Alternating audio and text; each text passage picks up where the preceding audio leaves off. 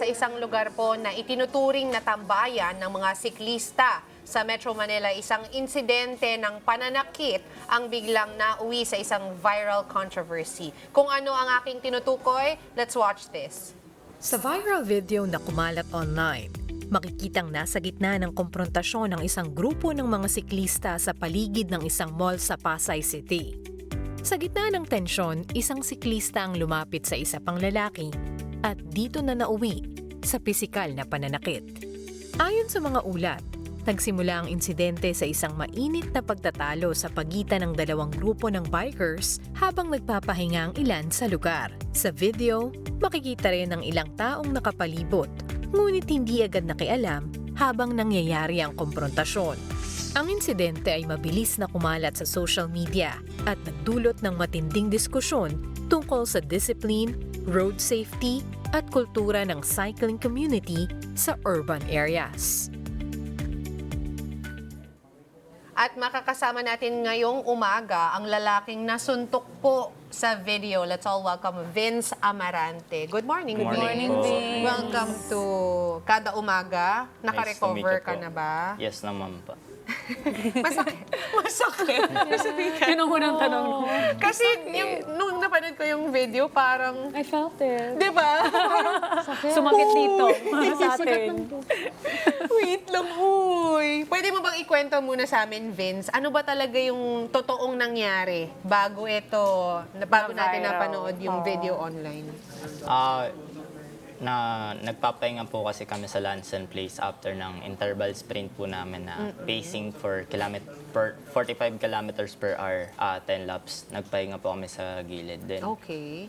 After naman po magpahinga sa gilid, yung una pong napagdiskitan is yung kasama ko po na nung habang umiikot. Tapos yun po, so nung time na po, napag-iinitan na yung kasama ko, kaya po ang nangyari is inawat ko po sila.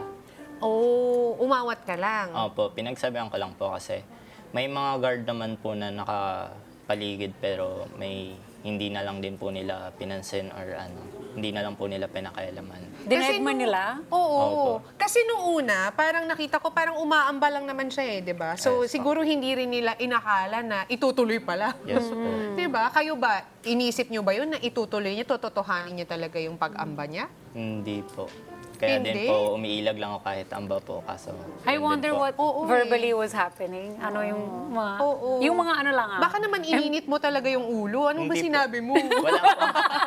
Wala po sinabi. Wala. Ano po yung conversation? Yung pang TV lang Kung may something na bawal sabihin, wag na lang.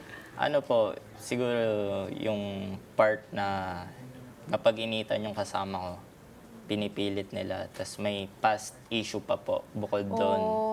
Kaya po bringing back nila yung old issue. Tapos nung bringing back nila, mas nag-init po yung gustong sumapak sa akin. Tapos ayun po.